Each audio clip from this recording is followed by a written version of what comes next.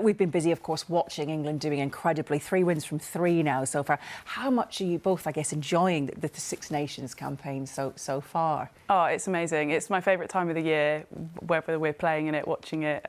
It's amazing. The girls have done so well so far, and obviously we're building towards the next game this weekend, Ireland away, and then that final game, France at Twickenham, which could be an unbelievable spectacle. So, yeah, all things going well so far. The manner of these wins, Sarah, it's Scotland, Italy and Wales. The win's been by more than 50 points. What does that show you about the confidence in the squad? Yeah, you know, it's really high. We've got quite a change of a squad, you know, a new-look squad. We've got a lot of players out injured, but that gives people opportunity, and I think it shows the strength and depth of our system, of our pathway, that when someone isn't available, that might have been around for numerous years, it gives an opportunity, and the talent coming through just come in and have absolutely, like, shone. You know, they've come in, they've laid a statement out, and collectively the performance as the team has just, like, shone through. And yeah, they've put in some pretty comprehensive performances over the last 3 weeks, and like Emily says, hopefully another one this week, and then as we go through to that final game against France.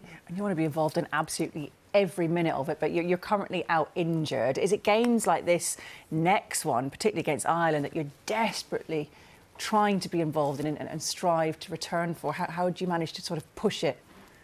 Yeah, unfortunately I won't be returning this Six Nations, so I've known that for a little while, but yeah, you're a player, you want to play, of course you do, but I've been really fortunate to be involved in some of the broadcasting stuff and being around the girls, so that's been really nice. I think that France game in particular, world record crowd at Twickenham, you know, we've not seen that before in the likes of the women's game, so they're the games that I think I'll be stood there and I'll be very jealous that I'm not playing in, but an amazing spectacle. Yeah, I was going to actually ask how important it is that as a unit, whether you're out injured or not, that you're collectively together and you made sure that you still feel very much part of it, having been part of it. Oh, absolutely. And, you know, the girls and the coaches and the staff are all great at that as well. And obviously some of it's on the individual, you know, whether you still want to be around that squad, and because some people find it quite hard being injured. I personally love it. I love being around the girls. I love being able to try and contribute, you know, messaging the girls, whether there's little bits of analysis and stuff that you can pick up and try and help with, or, yeah, just staying kind of associated with that social side as well. It's so important in a team sport. And Sarah, the 3 wins for England, yes, it's actually 3 defeats for Ireland, but it's in Dublin, this match. How much of a difference does that make? Oh, it makes a huge difference. You know, going away to Ireland is always quite a tricky place. And when we played Ireland last year, when they came to us, you know, it was only 10-0 at half-time. They show up for England, as everyone does in any sport. So the girls will be really focused on about the performance they want to put in when they go across, because ultimately, like, we need to get that win to keep the Grand Slam Six Nations hopes alive as we go into the France game the week after. Yeah. What about changes, sometimes forced changes through injury, but Simon Middleton actually made 8 from the win over Wales, so able to make tactical changes as well. What does it actually say about the strength in depth available to him? Yeah, it's been one of our biggest strengths, I think. It's been well documented. We've had a lot of people out injured, we've had people retiring, etc. So, you know, there's been a lot of change in this squad, but for those girls to come in, step up, and as you say, be able to still rotate mid-tournament, I think is a massive testament to the hard work the coaches have put in, but also the girls being at that level that they're able to step into international rugby kind of straight away. I know that all the players will obviously solely be focusing on Ireland at the moment, but there is that in the back of your mind, the chance of the Grand Slam with France in that final game that you've just touched upon. How exciting is the thought of getting another Grand Slam, especially with the kind of climax of it being against France, who are also the informed team? Oh, it's always so exciting, but I think there's definitely that added bit this year.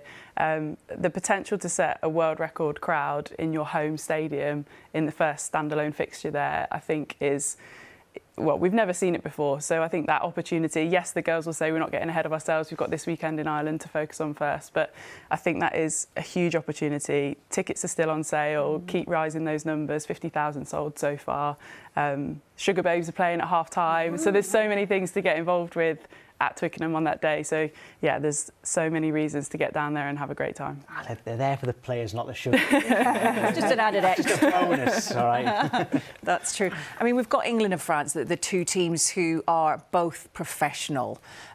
Does it show how important it actually is for the sport to become full-time and increase the standards? Because there does seem to be a gap, and because England have been so far ahead, which is great to see. And of course, you want to keep winning, but it would be good to see the others kind of catching up a little bit. Yeah, you know, we're fortunate we've been professional since 2019, and I think as France have been for a long time. So I think you've shown just how far the game has gone for the two teams that have invested in their countries and their players and their women's game. And you've seen now that all the teams have full-time professional contracts, but they've come in the last 12 months, and we're really fortunate that we're probably ahead, and it will close. And, you know, we're really lucky as well for the investment from our partners such as O2 to like really fund and invest in the women's game so that we can grow, whether that's on the pitch or off the field, and we're visible, so more people want to invest in us. And I think that's a really important thing. It's about having really good commercial partners that will support, so that professionalism can really grow. And I think we're really fortunate that we've seen that over the last 4 or 5 years, and it's going to be a push for the teams, because obviously we want to keep growing, because we don't want teams to catch us. But, you know, I think really seeing Wales have probably been the next longest, and we've seen how them and their Six Nations this year, they've started to close that gap. So I think over the next couple of years the countries will really try and like narrow that, so actually it doesn't become a two-horse race between England and France.